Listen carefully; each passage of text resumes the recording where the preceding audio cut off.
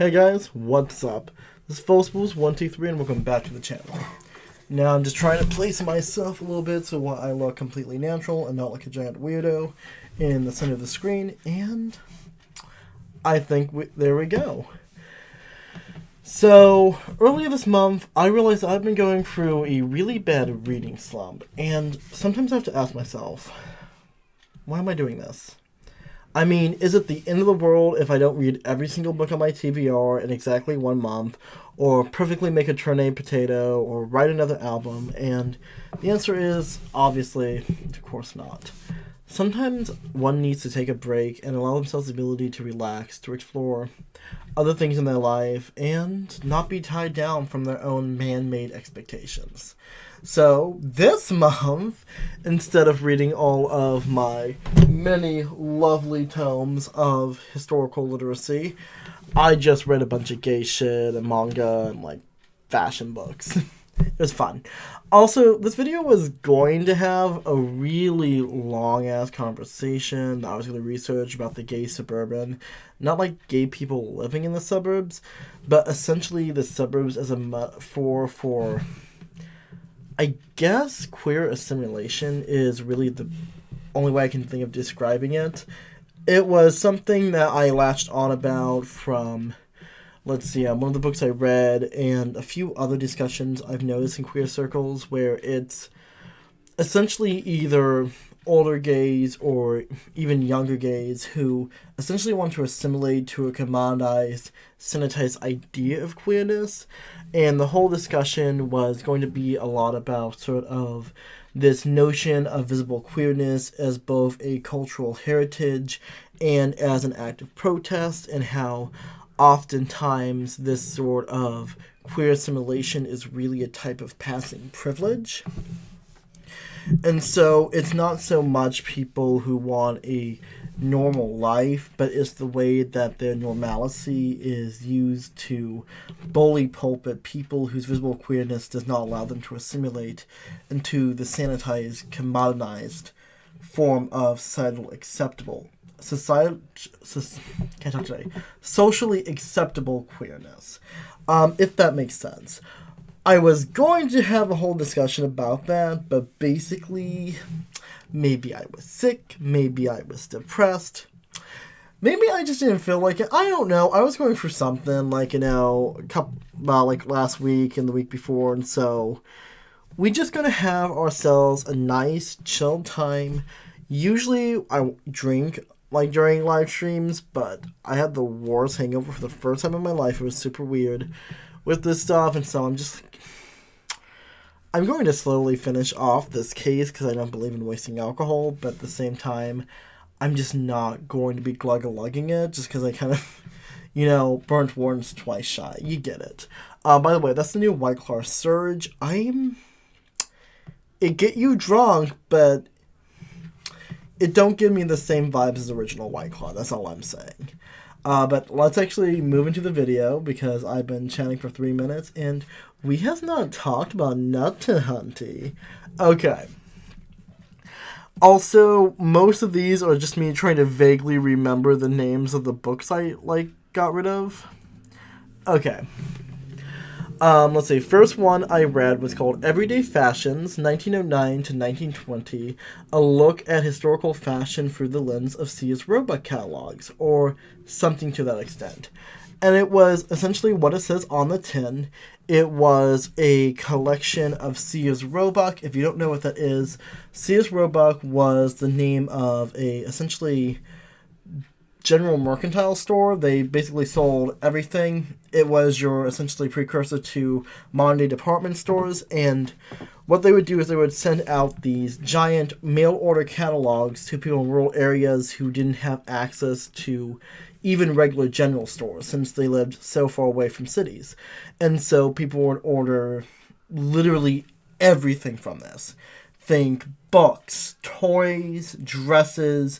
You could order stoves, you could order car parts, you could order tractor parts, you could literally order any possible thing. Essentially, it was a mail order Amazon or similar, website. Make sure. So I'm always so nor tentative about being centered. I know I've been doing this for 2 years, but anyway. But yeah, basically C.S. Roebuck was this whole big thing early turn of the century, and so they were essentially looking at this and how it defined fashion and how it like really developed fashion for both. Oh, a lot of this I'm taking from the foreword, by the way, which is really the only written part of the text. But essentially, a lot of it was being introspecting about like C.S. Roebuck, its use in society, and how it really shaped American identity in a sense. Like, there was a lot of discussion about, for a lot of immigrants, for a lot of other people, that C.S. Roebuck was essentially this very crystallized idea of Americana. And I think it is quite telling that a big piece of Americana is through commoditization. It is through the art of commerce. Especially when you get to like early 20th century, we're getting into the 1920s and 30s. Obviously, commerce and this idea of being a commercial society was a really big concept. It was really one of the grand notions of urbanization. And so the whole thing was really fascinating. It also touched on the sort of idea of this almost secular populist type entity. C.S. Roebuck was this almost secular Bible. They were like, really laying out on thick in this description. And it was a lot of food for thought.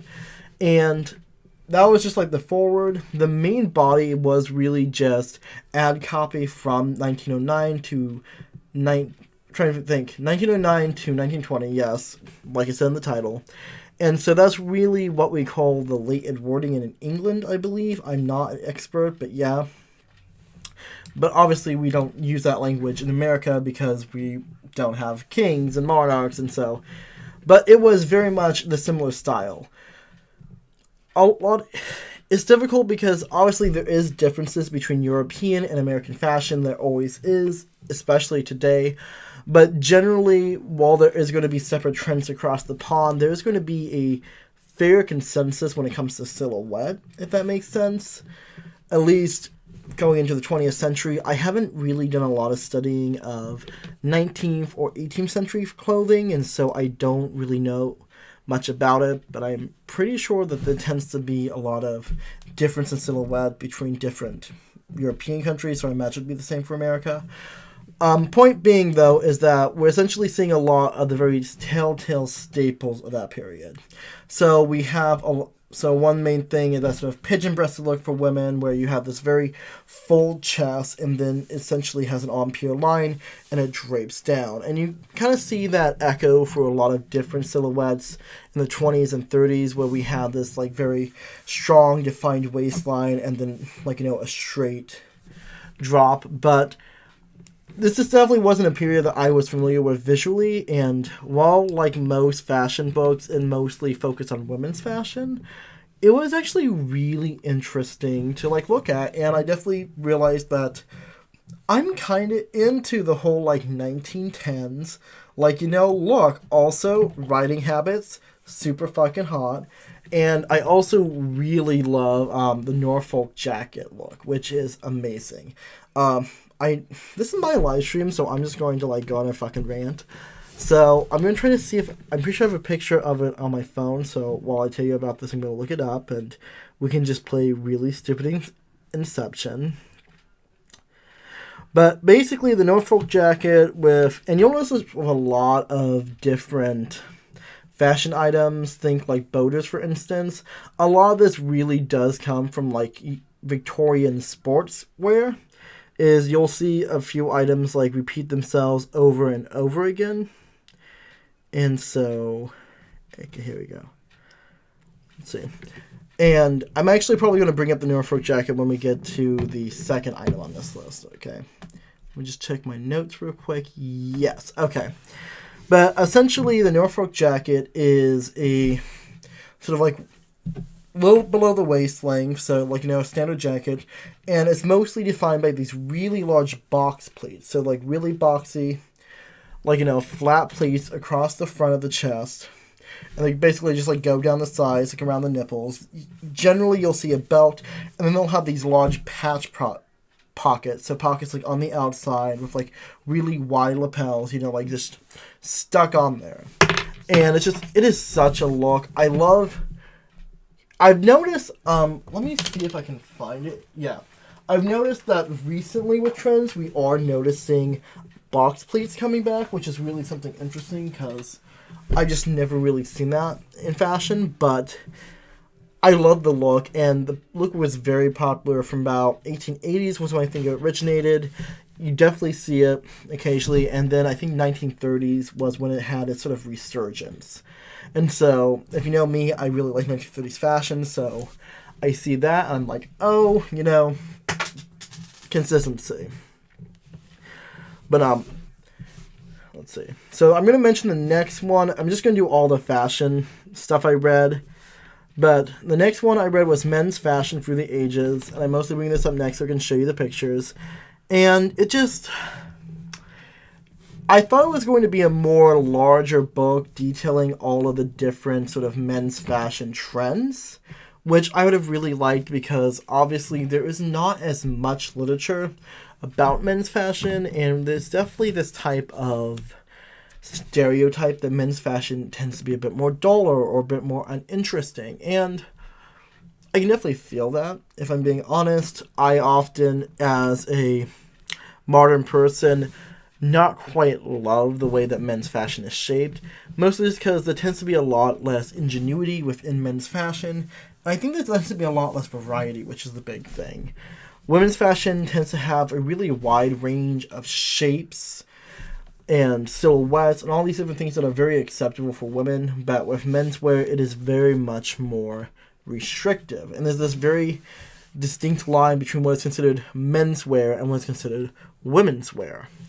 And so that's kind of one of the sad things, is that for historical menswear, there's actually a wide range of really fascinating silhouettes that you just do not see in any variety in modern wear. And so with women's wear, you might see a pantsuit or colettes or other really distinctive, somewhat historically inspired outfits. I've never seen a fashion line where we're dealing with breeches or frock coat or just any other sort of non-standard pant, like your English trousers, basically straight cut or anything like that. And I honestly find men's formal wear, at least modern days, to be extremely boring. It's just it does not have an interesting silhouette. It costs way too much, and it's not of the type of quality or material that we see in historical garmenting. And so I just was really disappointed by that. Tangent aside, I didn't quite care for the book. I don't remember the exact name. It was something like... Let me see what I wrote on my notes, but I know this is wrong. Yeah, Men's Fashion Through the Ages. It was something like that. It basically covered 1790s to about 1990s, so about 200 years. And I had several issues with it. There wasn't a lot of description. The descriptions that they did use were not particularly helpful. So to show you an example, like I mentioned, the Norfolk coat was really interested in that because I saw it shown as a motif in the first book I was reading, the one with the C.S. Roebuck. And so I went through the pages and for the 50 years that it existed and tried to find every variation of a Norfolk jacket. So the first one, the one that was in black and white, let me pull it up again, is the one that is historical. It is literally, I took this from Wikipedia,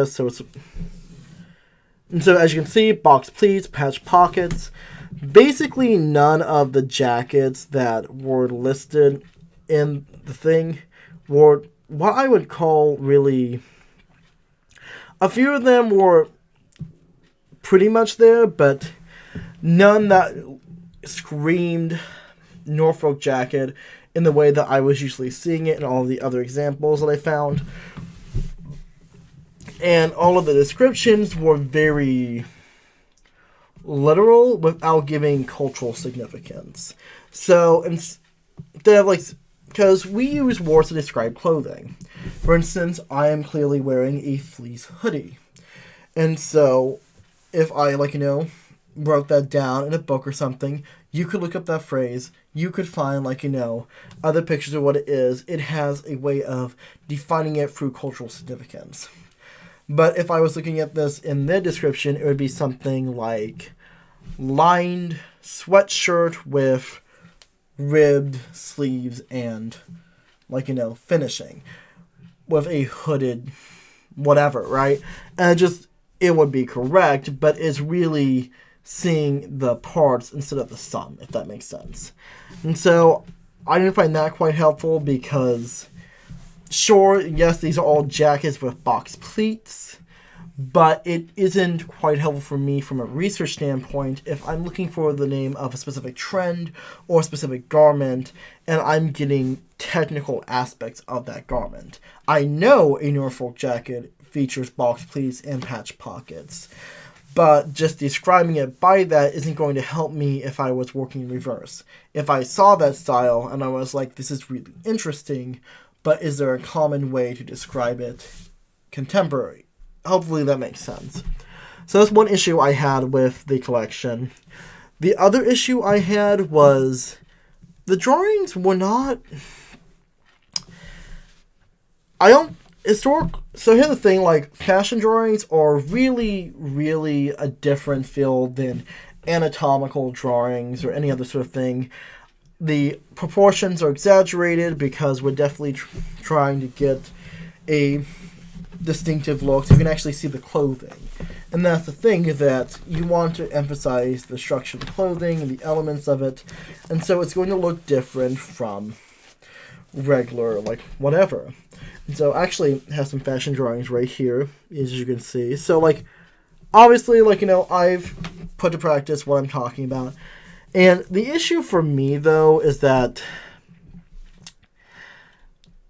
the actual clothing looks okay, but it just doesn't really sell the clothing, in my opinion. And most of the, decades were fine, but what really got my goat was opening it up. We start with the 1790s, and that really screams to me colonial America. We're thinking tricorn hats. We're getting that very sort of intense dandification. I know that's not the right word, but essentially, 1790s, when I'm looking at it and thinking about it, it feels very American Revolutionary War. Obviously, that is a little bit off the mark. That was 1770s, but still within that sort of vague fashion era. You know what I mean? And the look back then was really intense. There was a lot of color, there was a lot of frill, and looking at some extant garments that I saw from that era, I was like, okay, these... So, sorry, let me back up. Looking at I didn't take any pictures, unfortunately, but, looking at the clothing, it was ugly. That's the only way I can really describe it. The way that he positioned the colors, the way that he drew it, even just the facial... everything about the drawings just seemed really unappealing as fashion. They looked really garish.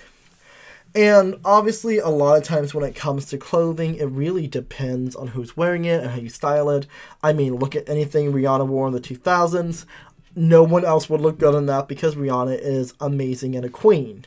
But, looking at his depictions of what he chose to, represent the 1790s, it just was not an attractive display. And it was, really...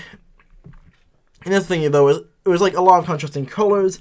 It was very pigmented colors in a way that did not mesh well. And it just was not a good depiction of the era, in my opinion. And so you get, a lot of that from different time periods. Also, I want to mention that, as the sort of, past the 50s, we're getting less sort of, of the interesting teen fashion, which I feel when past the 50s, that's really where we think of as fashion, which obviously that is subjective. People of different age groups and whatever, wear different clothing, but I think, if someone's interested in fashion history, one thing, especially once we reach the 50s and teenage culture becomes a thing and subcultures become a thing, I think it's important to give give weight to curating those types of styles. Because if I'm thinking about the 80s or if I'm thinking about the 50s, I'm definitely thinking about the more unique, the more interesting aspects of that decade. And so looking at the historical men's fashion and seeing a suit, even if, like, yes, people wore suits in the 80s, but it's definitely, I'm not necessarily reading a book on historical suits. I'm reading a book about historical menswear. And so I feel like that could be curated a bit better, especially once we hit the 50s. There's going to be a lot more branching out of style, and I would want to see more interesting aspects of that. Show the variety of what people wore instead of very conservative in, traditional sense, menswear. So here are some examples of 1790s clothing. As you can see, yes, they can be a very out there. I could never imagine wearing a salmon waistcoat and a super frilly cravat and this sort of almost emerald or lily pad green breeches and frock coat and this huge powdered wig and this gigantic, oh my god, this huge corsage. I could never imagine wearing that, but it is a look, you know what I mean? It works together because it is not a garish clown costume written by some guy who, honestly, his foreword was so douchey. That's one thing I was having so much issue with these fashion books, is that everyone's writing is so fucking douchey. And it's just and I've only really read online sources for history before, so it's I'm not used to printed academic work on the subject, and so I just found the writing style to be obnoxious. And so, speaking of obnoxious writing styles, let's get into the next one. It was called 1930s Fashion, I think is the main title for it. And essentially it was looking at fashion trends through a cultural and historical lens. And so they basically talked about the sort of economic and political changes that are occurring around the world in the 30s. That led to some of the aspects of it, which is really interesting, and I think that it's important to recognize that type of thing. For instance, when we're talking about the 20s through the 40s, economics is a really big aspect of what men wore, and I'm mostly talking about middle class men at this point. I haven't really had much of a chance to research the different classes of those eras, and so I'm not the most fully expert on it. But anyway, bias stated. So essentially, when we get to the 20s, we're seeing early 20s, we're in the roaring 20s, everyone is super happy. And so we're having this very, extravagant type clothing, Everyone is wearing, really just fancy free shit.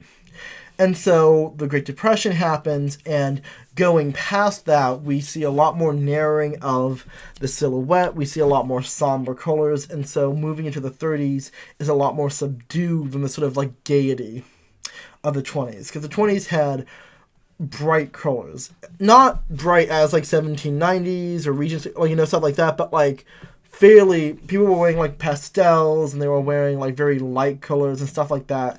And so moving into the 30s, we see a lot more darker colors being used and a lot more simple patterns. So stripes, window pane, things like that.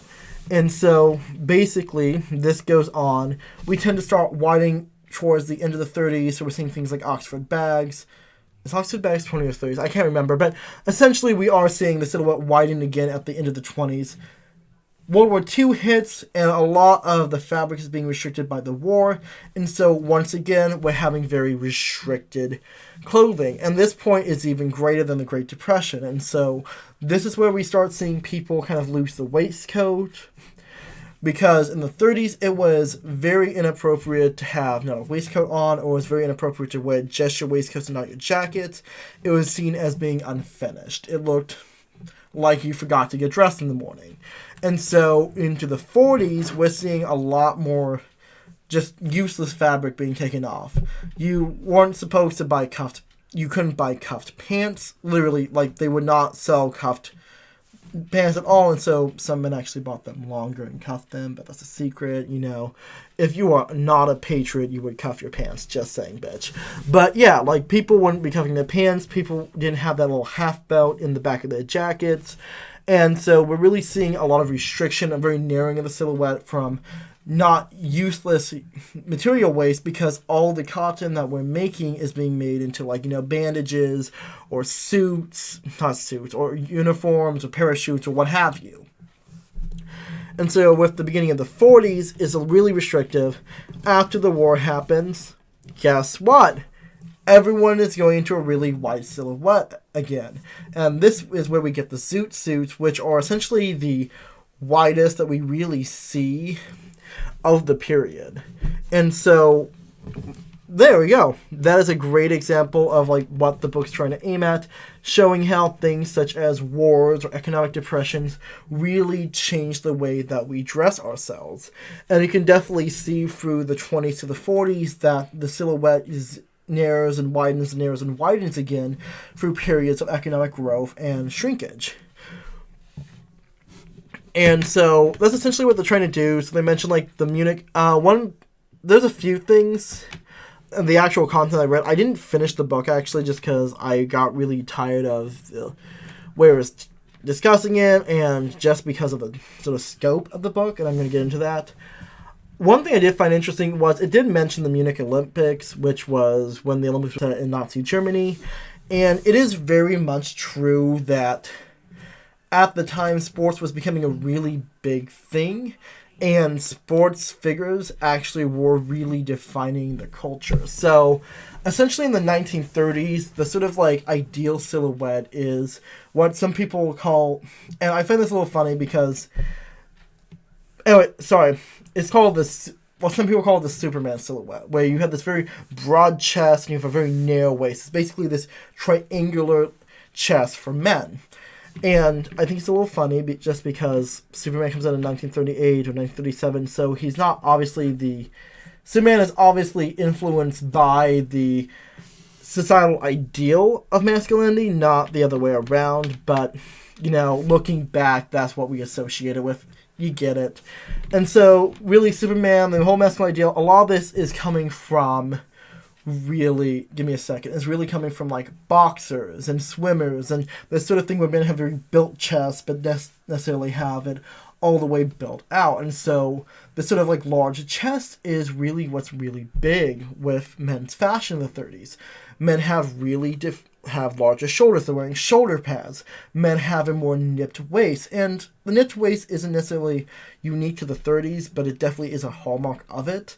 And so we're definitely seeing this more hourglass shape for men. This is also the era when men are actually starting to not wear a shirt to the beach and and so on and so forth. So before the 30s, we are usually wearing union suits as underwear.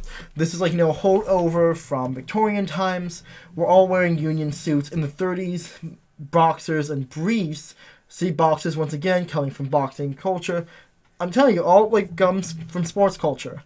But essentially, the way that men's underwear starts changing, and so men would be usually wearing an undershirt underneath, but essentially what starts to shift is in the 30s is that men start becoming more comfortable showing their chest. And this becomes more of a sort of societal acceptable thing. One, I remember a really big thing that happened, and it was a bit of a stir when it did happen, was the movie It Happened One Night. Get it? Which I should mention, I do not love the movie in any slightness, but it did win 5 Oscars, and for that I eternally hate it.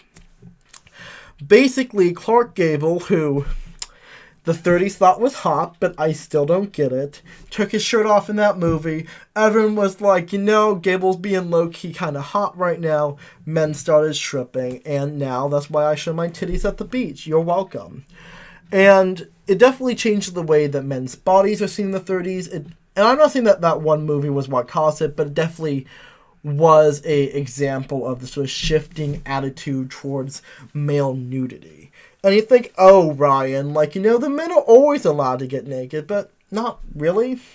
If we look at swimwear from the period, men are actually still fairly covered up until pretty much the 40s and 50s. The 50s is where we start seeing cabana sets, so this definitely is this idea of a man still covering up his chest when he's not in the water, but yeah, essentially swimwear was we're not seeing like the whole Victorian full body suit at this point, but men were essentially wearing like a athletic tank top singlet a lot of the times. I don't have any pictures, but yeah, basically like, men still covered up fairly conservatively by our modern really definitions of it. I'm getting off point because I wanted to rant about 30s menswear, but yeah, obviously you can tell I have some interest in this. I've done some research, and so basically this book's scope was at haute couture.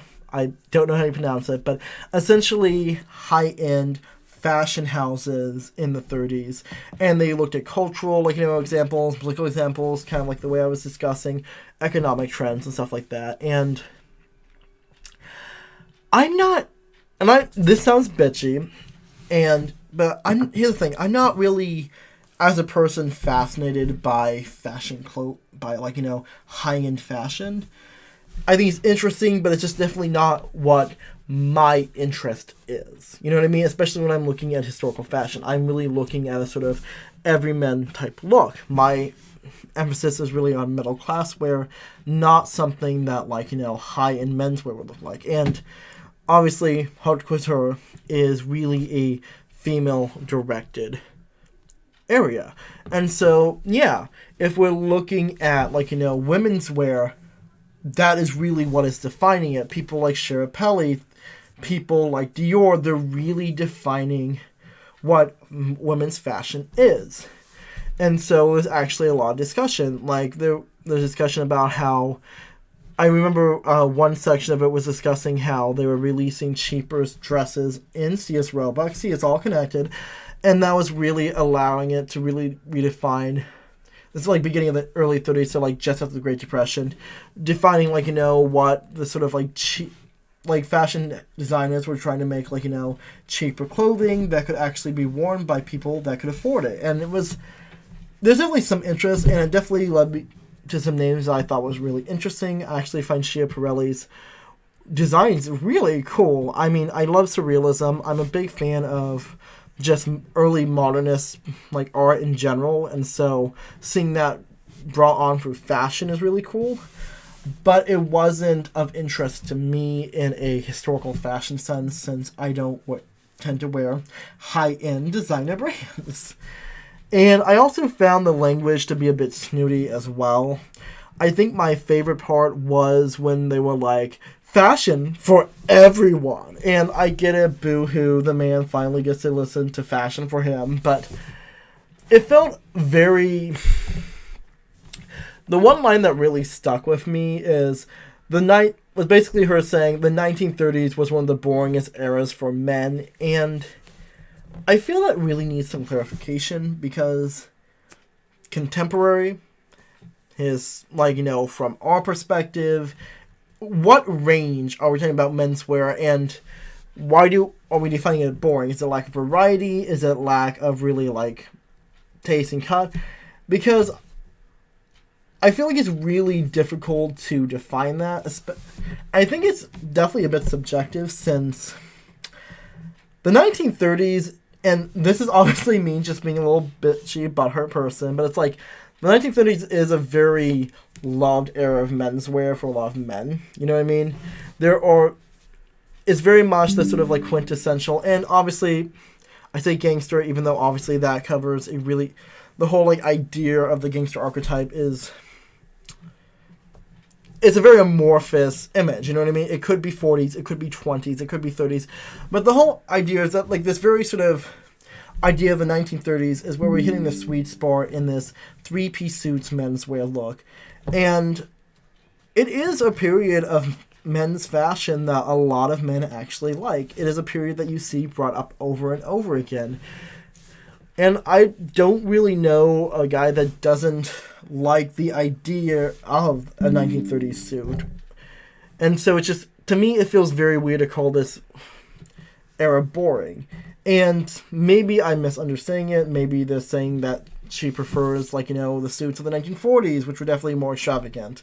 Zoot suits were, obviously, zoot suits aren't the only thing people wore in the 40s, but, like, zoot suit was a very iconic moment in fashion, or the 1920s definitely had some really great moments, and there's definitely some pieces that I would love to wear from them, but it pissed me off because she spends 60 pages just lauding how great the 30s was for women's wear, and then said that men's wear was boring, when it feels insulting, especially when it is one of those periods that you see a lot of people gravitate towards. It's one of the periods that I especially love, and what got me into just this entire, like, reading this fucking book in the first place. And so, to me, it alienated me from the book in general. In general, the book just wasn't really what I needed. It wasn't what I was looking for. Because essentially what I was looking for was a better look at 1930s fashion, and for references of a cake eater suit, which is not 1930s. And if you know anything about this, please, leave a comment down below, because I need help. Essentially, it's 1920s, and it's young. Basically, it was worn by, like, the young adult crowd, so, early, mid-20s, but distinctly non-college types, from what I can tell. And essentially, the term comes from these tea parties that people would have in the 20s that were really big. And flappers would go to them, and essentially the male equivalent of the flapper was the cake eater, which is 20s slang for, like, ladies' man, right? And so they wore these fitted jackets that, like, sloped a little bit. They're a blade or drape cut is the descriptions I'm finding. They had these slightly flailed trousers, and they wore these really large caps. So, newsboy caps, baker's cap, whatever the fuck you want to call them. There's a few different varieties. There's ones that have less panels that are more streamlined on the head, is usually what we see. And then there's these larger ones that are really large. And I've seen those termed 8-panel caps, I believe. And so the descriptions I've read of the suit was that they wore these pancake-like caps. They were huge. They were very extreme. And I've been looking for, photos or extant garments, because I only have, let me see if I have it in my download still. I only have one photo of it that I've been able to find in my research. And is it here? Not sure if I'm saying it. No. Me just, getting distracted by, okay. One more peek in my downloads, and I am not saying it. Oh, but please enjoy more photos of the boring 1930s. Also, I should mention that clearly these are several very different eras, considering that Peaky Blinders is the 20s, and obviously I just show a picture of Pachacho, who was in the 40s. Anyway, point being, I can't find no pictures of this shit, and so the whole research into fashion was a bust. Wasn't quite loving it. So, now that we've got through that, I'm trying to think of let's just go through the rest of the shit that I read. Spice and Wolf 1 and 2, I read that, I love that shit. If you don't know, basically it's set in a sort of I'm not even sure what era it's supposed to be. I think medieval. I think that's what it's supposed to be like. I'm going to say yes. So basically, I'm really bad at describing shit, guys. Give me 1 second to look up some bad time periods, you know what I mean? Okay, 14. Yeah, so that's pretty clearly. So basically, maybe late Middle Ages, sort of medieval times, but we're not having any plagues or some shit. But around the technological, point. You know what I mean? So we're still dealing with feudalism. There we go, Ryan. We're still dealing with feudalism and kings and shit, and the church has a lot of power. But we're essentially working in a political, economic landscape like that. And what Spice and Wolf is about is you have this merchant. He has a name. I don't remember it because I didn't take notes. And he's lonely and sad. And then one day he buys a bunch of wheat, goes to some Burning Man shit. And when he wakes up the next day, This a small titty punk GF just sitting in his cart under his marten skins, making them all dirty. Rude. Basically, this is what's up. This chick is not just your average, anime cosplayer, but actually a forest god named Yellow. No. Holo? Yellow. Yes, basically she's a forest god named Holo who lives in, who was born in, this ice forest way to the far north. Now that I'm saying it out loud, I feel like I may have stolen this plot from my D&D plot. Moving on. But they don't got big titties, so moving on. And basically, she's just like, hey, do you want to take me to, my ancestral home so I can, sort of reconnect spiritually with where I'm from because I'm tired of being, ignored by a technically advanced society who's learned crop rotation, so they don't need to sacrifice, wheat to me anymore. And he's like, you know what? Yeah, let's do that. I'm lonely, and you got the big titty. And so they go on, adventures with the economics and do stuff. And so on one half of the story is a lot about isolation. Second half, so these are just major themes I'm mentioning. One theme is you have this isolation, this idea of loneliness. Second theme, you really have a lot of it talking about religion and the sort of idea of paganism versus Christianity, which I don't know if they specify as Christianity, but it's implied. It is very clearly implied that we're talking about the Catholic Church here. It's very much meant to be this European fantasy setting, and with that Catholicism, because we always have the Catholicism. And for those that are just you can't have fantasy with Catholics, please read any, literally read any collection of fairy tales that isn't Grimm's, and you would definitely, because I'm just saying, I have a whole collection of fairy tales down there, and there are a lot of them that specifically mention Catholics. I have a collection of Scandinavian fairy tales. Besides the ones that deal with literal saints, there's a lot of discussion about how Scandinavian fae, such as trolls, cannot deal with Christian influences. So, canonically, trolls do not like the sound of church bells. It makes their ears hurt or something, so that's why they don't live near villages anymore. Stuff like that. And so, yeah, it was really interesting. It's definitely something that I like because I like medieval fantasy and I like folklore, and especially folklore and discussions where we have gods as actual living creatures, people that have tangible effects in the world. So the whole idea of that, really, I guess, sort of deities as thought forms, so American gods, essentially, is a big love of mine, just that whole theme. So this was a really great thing I love.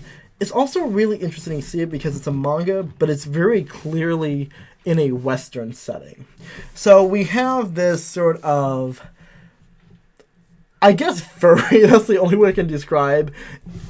Holo was a fox girl, she's short, she got the big titty, and she has little fox ears and a tail. It's very anime, but then she's a character in this very, very clearly Western European fantasy setting, because obviously fantasy does not have to be European, but the sort of high fantasy that we normally see in fiction is very clearly a Western mythos. It's like our Westerns. Sure, there definitely is a fantastical element to it. It's definitely speculation that doesn't exist in a historical framework. Westerns are not historical for the most part. Some are. Westerns are mostly not historical fiction, but they are clearly a mythologized form of Western history. So a lot of European fantasy is set in medieval Europe or in a world which greatly mimics medieval Europe. And so I think that's really interesting to see a manga that uses that setting, because for most of the fantasy that I have read in manga, it's usually taking from a very different, I want to say Eastern, it's the whole Eastern Western economy is weird in general, but that's the academic framework we all decide to use.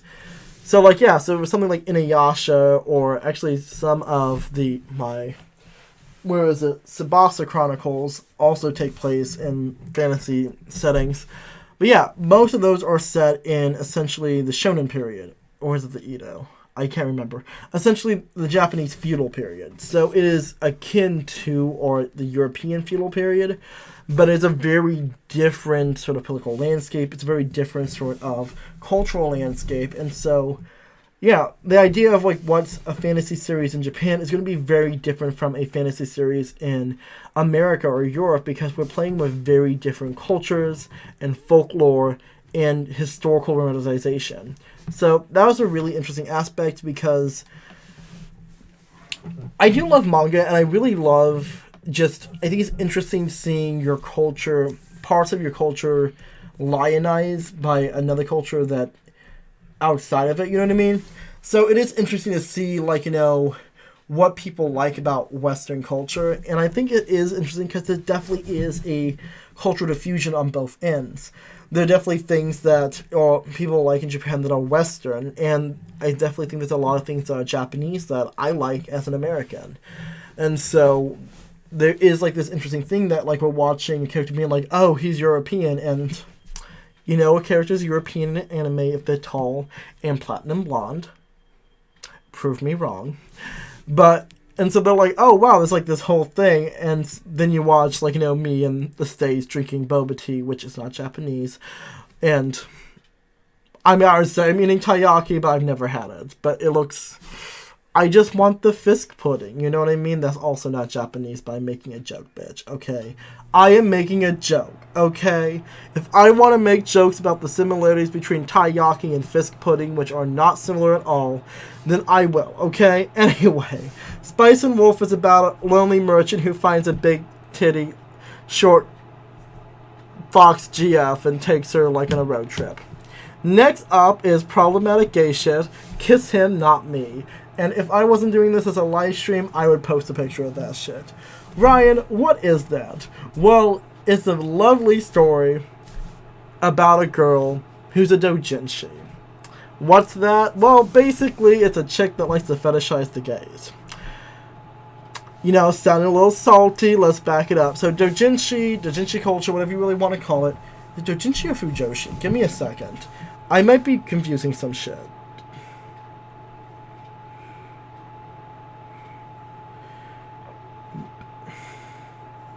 Oh, my bad. I was making an oopsie daisy. So, a doujinshi is a self-published magazine. So, like a zine. What I meant to say is a fujoshi, who occasionally do make doujinshi, so there's a confusing. A fujoshi, who this woman is essentially a person that's really into boy love or yaoi, which is essentially gay shit made for straight people. I know, weird. So you're thinking, oh, you like those frat bros that fetishize lesbians. Yes, but for her. Feminism. Anyway, so fujoshis are essentially... Now, obviously are like Western fujoshis, but obviously, given the name and the context, it originates in Japan. There's essentially a lot of people that like to ship men, read a bunch of gay smut, and just get off to it. Which, each their own. And this is all fine and good. We all read and watch weird shit on the internet. Not that male romances are weird.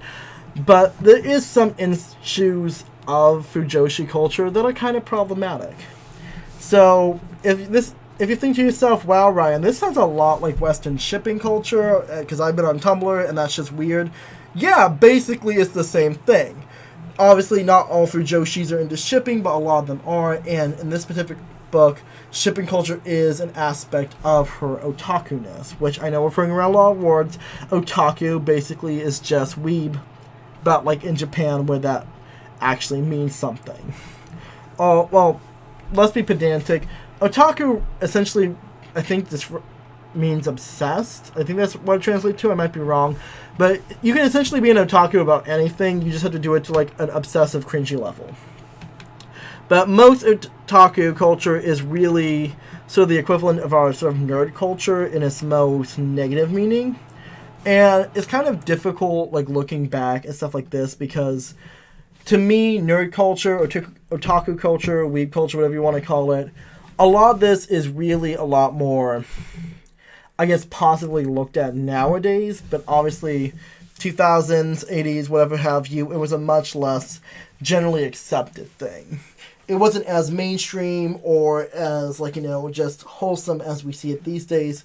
Now, if you tell somebody you're into D&D and weeb shit, they'll probably make a hentai joke, but they're not going to, like, be a dick about it. Anyway, basically, she's an otaku, so she likes weeb shit and she's obsessive. But specifically, she's into, like, gay weeb shit. There we go. Got that base down. Oh, problematic shit about Fujoshi Shirota, just saying right now, because I like to do PSAs about shit, because I'm better than you. So, a lot of problems with yaoi and shit is a lot of, like, dubcon and age gap stuff, which is kind of creepy and gross. And sometimes with Joshis fetishize gay men and invalidate the lives and existences of bi and transgender men to fit their weird shipping shit.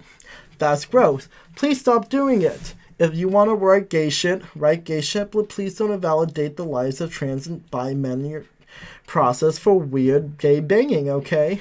There we go. Also, don't ship real people. There we go. PSA over. Now that we got all that cultural context out of the way, she watches her fave OTP die on screen because she was watching her favorite show, and she gets really sad, doesn't eat for 4 days, and gets snatched. No, I mean, she gets snatched, okay? Like, she walks in, she is a ball, right? After her fucking depression nap, she gets skinny. And yes, depression will make you lose weight if you don't eat, because sometimes that happens when you have depression, but please don't use that as a weight loss therapy. And also, maybe we should discuss fat phobia. But also, I feel like this whole book is kind of, like, satirical, and I'll get into that. But basically, she gets snatched, she gets skinny, she get, like, bishi or whatever, and she get herself a harem. Like, she walks in, and the boys are like, who dat? She got that titty. And they're like, oh, yeah, that's, like, that, like, super nice, but, like, fat girl that we don't look at because fat phobia and, like, cultural expectations of female attractiveness. And they're like, wow. Well, I mean, now that I can actually see that titty, I'm a smash. So she get a harem. And the whole basic premise of the reason why she won't fuck any of these guys is just, she loved that gay sex so much that she just doesn't want to have, like, straight people sex, It's like, she's just, like, on the, like, sitting on the bleachers, and the guys are just like, yo, you want to tap this? And she's like, I'm good, but if you start making out, I would like to watch. That's her whole fucking thing. And you know what? I mean, at least she's honest with herself. But anyway, she goes on dates with them, and they're doing this whole, like, group thing, and she's like, hey, I really don't want to bang any of you, but they're just like, well, we want that titty anyway, so can we still hang out? And she's like, I ain't got a problem with that, I like looking at the pretty boys, and I'm just like, okay, honey. And so the whole thing is just harem shenanigans, where she's just, like, enjoying looking at the pretty guys, and they're just, like, being tee-hee harem.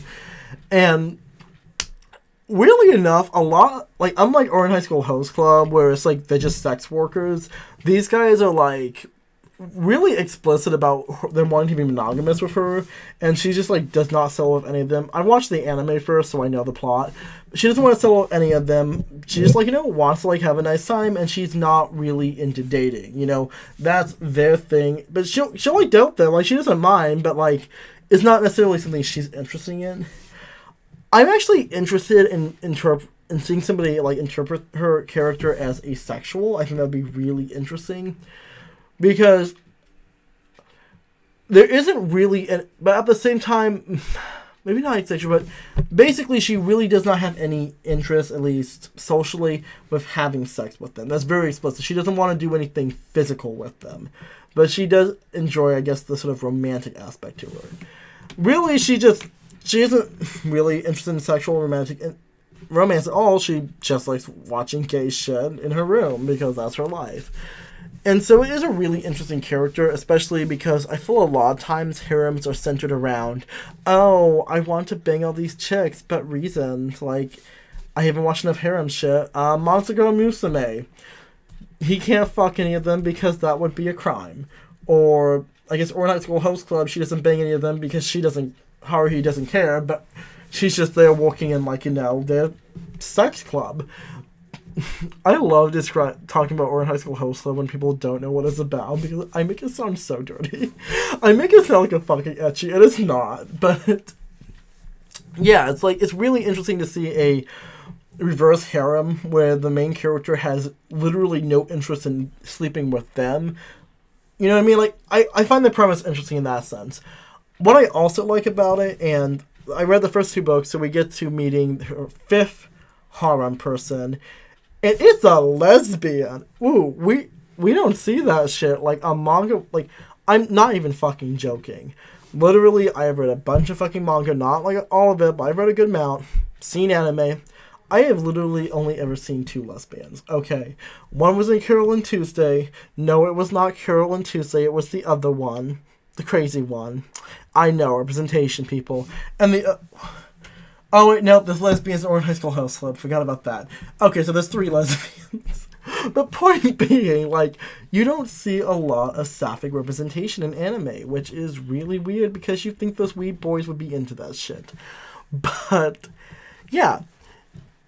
And it's very explicit in the novel. And it's very explicit in the anime and in the manga that she is a woman. She is romantically and sexually interested in her. It is very clearly defined that she is a lesbian and would like to have a relationship with this girl.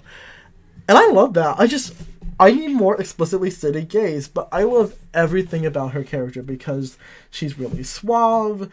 Literally, she's introduced to the character because she's like homegirl's just walking around being snatched, being like, hey, my 4 boyfriends, can you buy all this gay porn for me at the Comic-Con? And they're like, okay, sweetie, whatever you want. And so they're going buying all the gay porn for her. Literally every single gay porn that they have, all of it. Like, she literally is like, they mentioned, like, we're practically carpet bombing the fucking gay porn section. And I'm just like, queen, goals. Buy that smut. Go into OnlyFans, have a heyday, honey. But anyway, while all of her 4 boyfriends are buying her gay porn, I should be paid professionally to describe manga plots. Literally, this girl comes up, and she's like, hey, that paparazzi is being a creep. And he's like, let me see that panty shot. And then, like, her lesbian BF just kicks the guy in the fucking face, says, please stop, you're being a creep.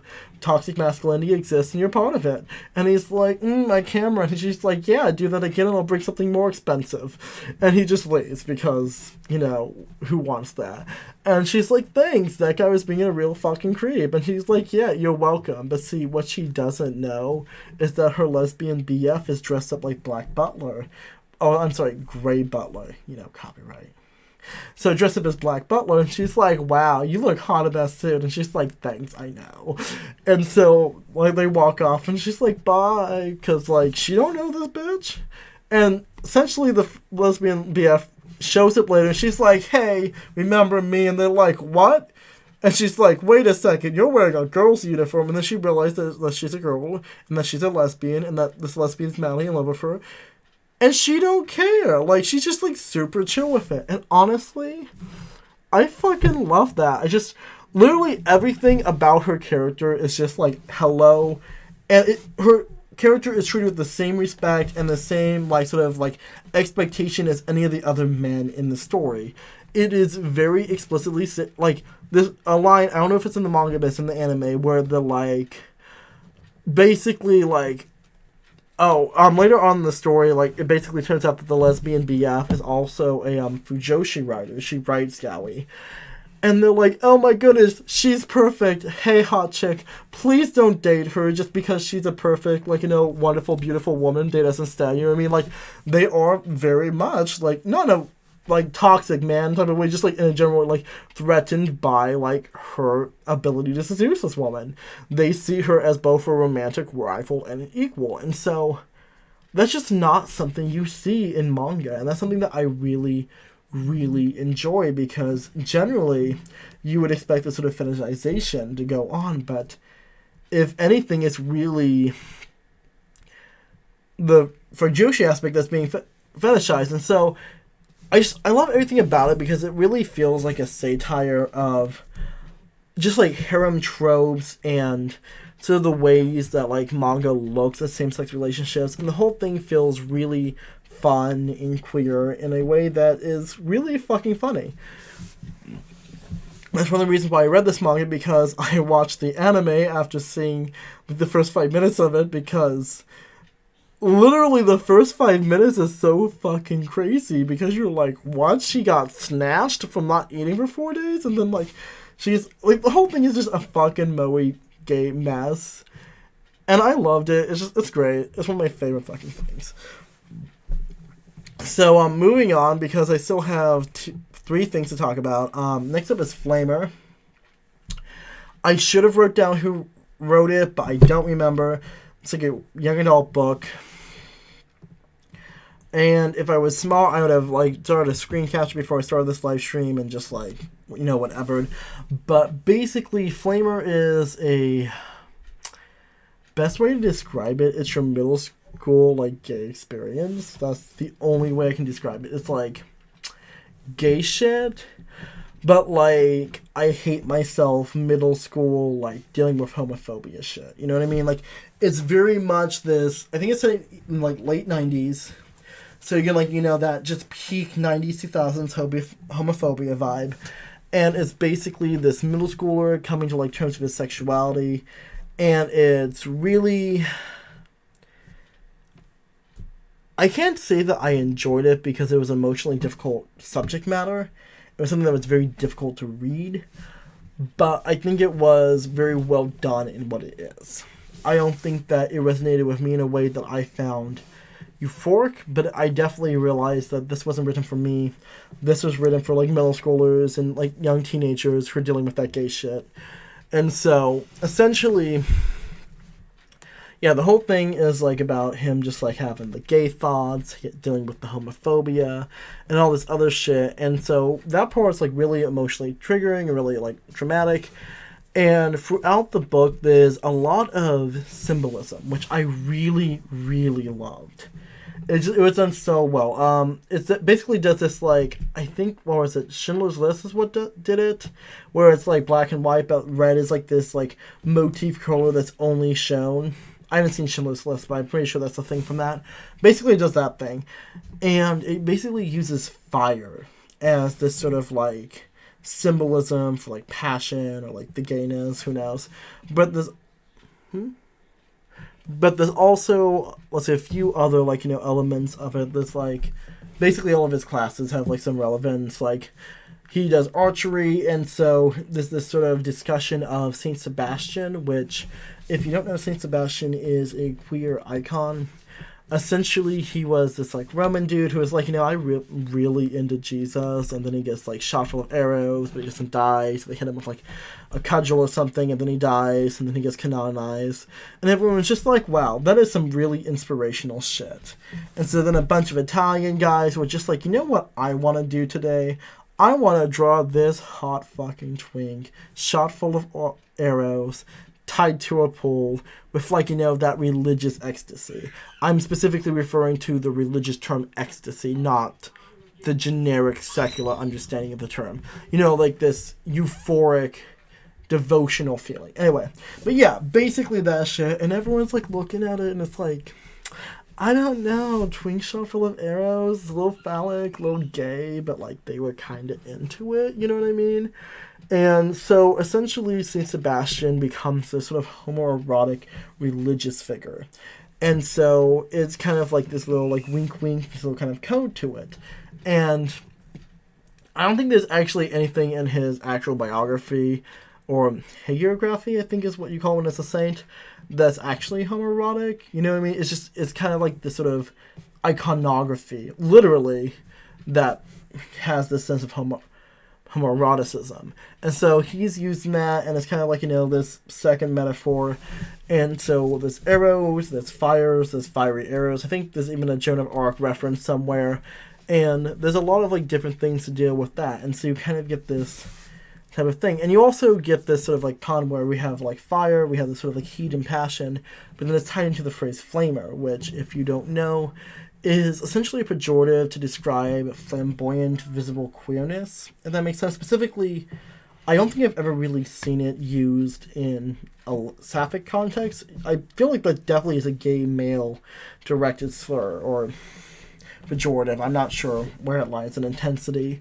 But yeah, essentially, like, a flame was a very flamboyant gay man, and so you have this, like, notion, but then you also have this idea of, like, flame, and so it's this, like, secondary discussion of visible queerness and them being themselves, and so a lot of it is really him struggling with his visible queerness, which is, and not really tying into this idea of, I guess, masculinity, which I think is actually really interesting because he's a Boy Scout.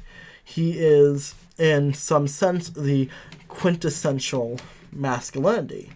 And I felt like Boy Scouts, specifically the idea of a masculine child, you know what I mean? It's this idea of the ideal boyishness. And so for him to have this visible queerness, along with this very masculine-driven, like, you know, sort of social life, is this sort of dichotomy about how even though he is very masculine, he can do all these other masculine things with the guys, he isn't somehow lesser because of his flamboyance, which flamboyance is an equal queerness, but in this sense, obviously, they're tied. It actually, on that topic, it reminds me a bit of, what was it? Major Conflict. It was a biography I read earlier this year, and that was a discussion, that was a biography about Major Conflict. It was about a major in the U.S. Army who was gay, but he was, like, closeted from, like, you know, his entire life until he came out after he, like, you know, left the service. And so a lot of his book, he discusses this idea of masculinity and queerness and how he had a really hard time resolving his, obviously, homosexual tendencies with this very hyper-masculine environment and societal role that he takes on. And so it is really interesting because we definitely equate masculinity, especially hyper-masculinity, like you would see in the service or in, like, Boy Scouts. Different forms of hyper-masculinity, but you know what I'm saying.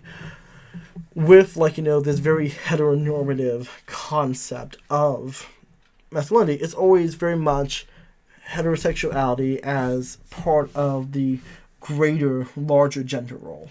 And so I think that was a really interesting thing right there. So there was a lot of symbolism. There was a lot of, like, really visual language about it.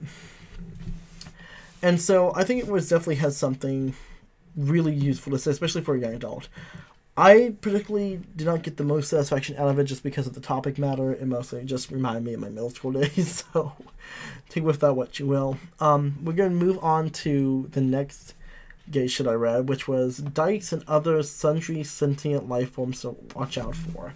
So, I am going to be using some slur language in this review. Please apologize, and I'm going to bring it into a sort of wider range of what I wanted to talk about.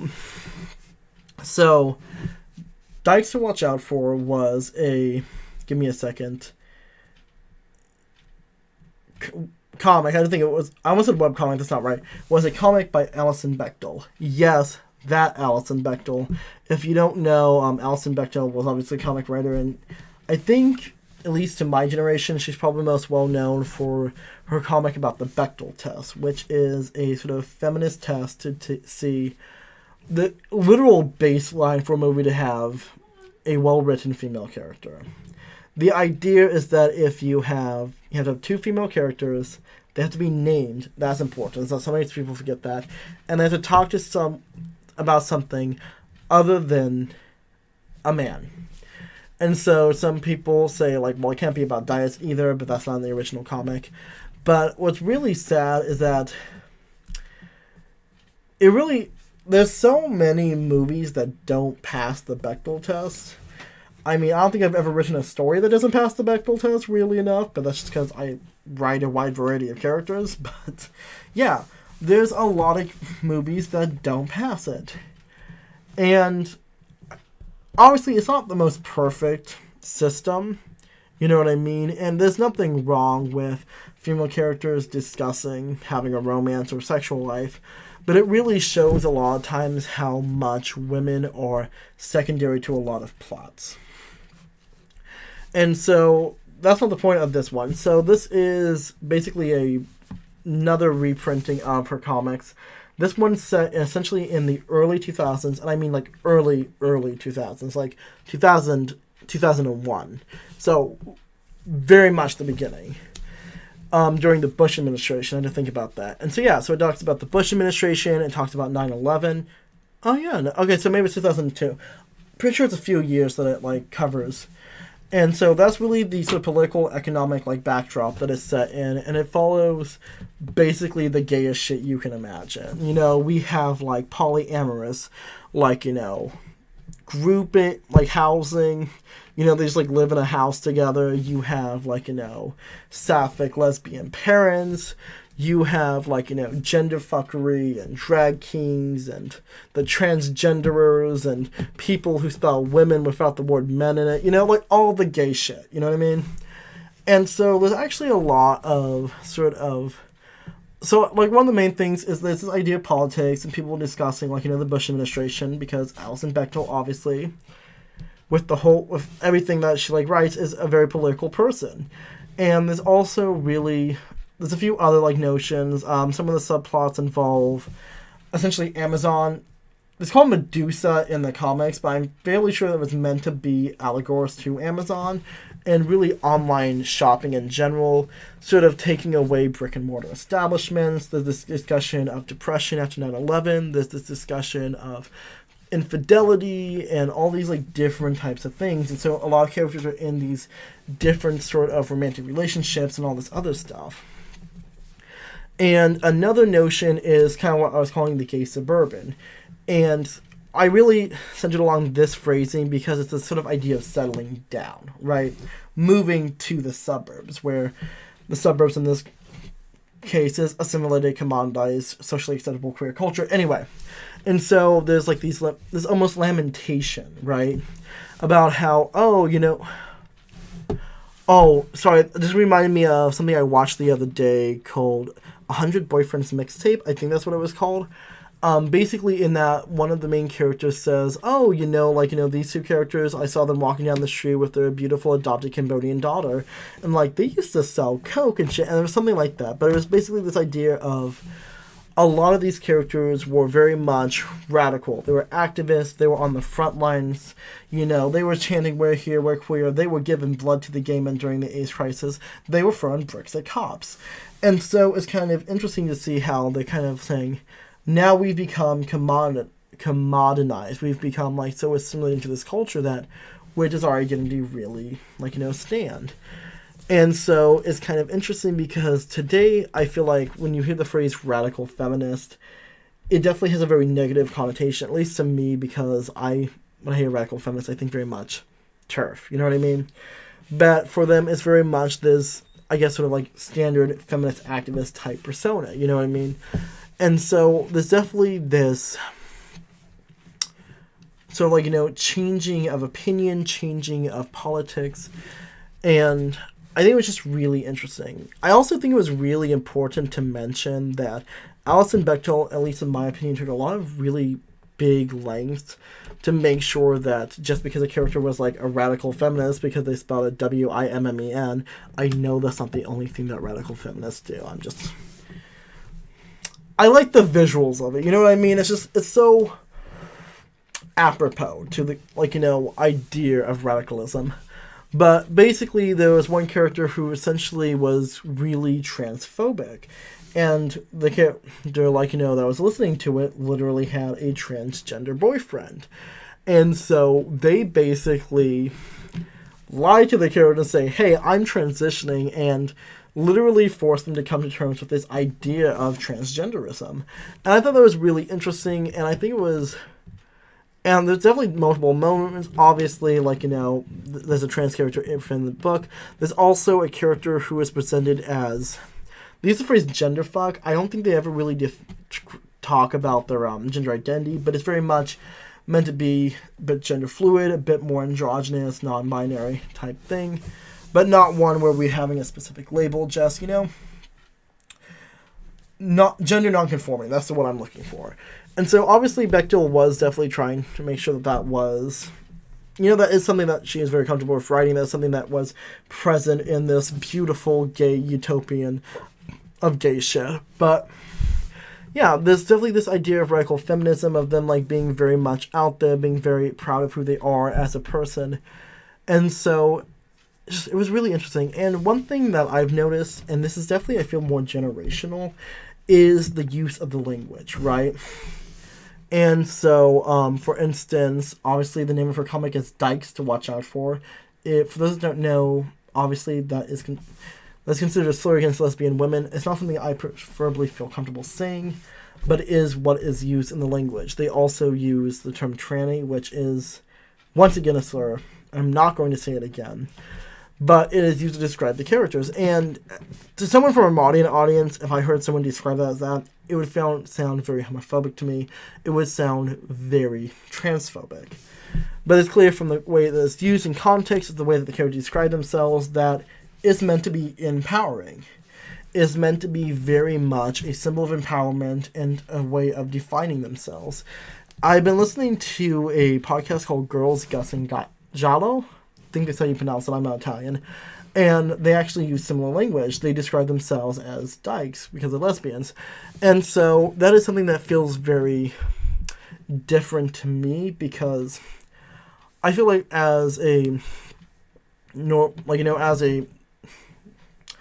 this generation, I'm definitely have become very distasteful of that language. I've never really felt comfortable using it, but at the same time, I've also never really been in an age where that was used in a way that was directed at me. That language, specifically that type of homophobic language, isn't really used when I was a kid. It wasn't used in television, it wasn't used by people around me, and so I definitely don't have the same sort of emotional and cultural response to it that an older generation person would have. And so I think it's a generational thing. It really is. And there's definitely a lot of empowerment that people get from it. A similar argument that people use is the term queer. Now, I very much use queerness in my day-to-day life to describe people, to describe the aspect of, the whole thing. But some people do consider it so, some people do take offense to it. And so there is definitely, the way people describe things changes from generation to generation, and the way that we look back and we react to it is very much different, because to me, dyke is really offensive. I would never call any of my lesbian friends that, but it is obviously someone like Alison Bechtel, who is much older, who went through, all of those protests, a much more nuanced, a much more, I guess, balanced term. And so that's something that's really interesting to me, and it's also, in my mind, another aspect of visible queerness. It's something so upfront and so direct. It's very much a reclamation. It really is. It is saying, oh, this is your idea of me. Well, I am it. We are everywhere. I am a member of this immoral subculture. This idea of unity, of defiance of it. There's very much this aspect of queer rebellion. And so it is something that is really fascinating to me. And I think that that's kind of the thing, that you have this notion of queerness as rebellion, but then you also have this notion of queerness as being just like everyone else. It's not a lifestyle, it's just who I am. And so I think that that's one thing that's almost a generational sort of miscommunication, right? You have all of these older generations that are very much about this rebellious, about this defiance to the system. And then you really have a lot of newer generations, people that grew up really trying to have validity to their identity, which I think that obviously trying to seek, validation for identity is going to be a big part of anyone's queer journey. But I think when it comes to older generations, it's this defiance, it's this immoral subculture, it's this relishing your otherness. Whereas with younger generations, there's definitely this sense of other, but it's not in the same way. There's definitely this sense of subculture, but it's not in the same way. It's this sort of changing the hearts and minds type thing. It's very much trying to make people understand that it isn't deviant, if that makes sense. And I think that's one thing that's kind of interesting, is that there is this sense of deviancy in queer rebellion. And the whole Stonewall era is that it's very much meant to be we are not like everyone else. And so when you get to younger generations, which are very much kind of pushing this ethos of we are just like everyone else, we're just queer, then it becomes kind of able to understand like why there's this assimilation, why there are people that are like, oh, you know, my queerness isn't this flamboyant, it isn't this extravaganza, it isn't this sort of visible queerness, because some people have been able to pass. Some people have always accepted and felt euphoria in traditional masculinity or traditional femininity, and so they're basically just your standard gym gay or something. And so they find this commercially viable queerness. They find a way to settle in the gay suburbia. But I feel like in general, I think it's important to recognize that visible queerness always exists, and there's always going to be ways that people are visibly queer, regardless of how they date or act. And so I think it's important to recognize that being able to settle in suburbia is always going to be a privilege. It's not something that is available for everyone. And so I think what's important to recognize is that the suburbia is exclusive. That what we really have to have when it comes to queerness is not to be asked to be let into the suburbia, to be able to be the token of the suburbs, but to found one's own neighborhood, to find one's own community that accepts the subversion and the deviance away from its gated society. So that's the metaphor. I guess I did manage to talk about it. Thanks. Oh, also, last thing I read was Heartstopper, and you're like, oh, which one? All of it, bitch. Every single fucking page. I haven't, so apparently there's more. Apparently there's something called Solitaire, which you need to read, and there's something called Radio Silent, which I know, what was it like? What's her face? Kate from something. I don't remember her name for some reason. I feel bad because I love her shit. She did that really good after review. She does that like thing with her sister where she like gives book recommendations, and this always has like a seasonal. I don't remember her name. Anyway, she's great. Love her. Anyway, basically Radio Silent is another thing she does, like the author.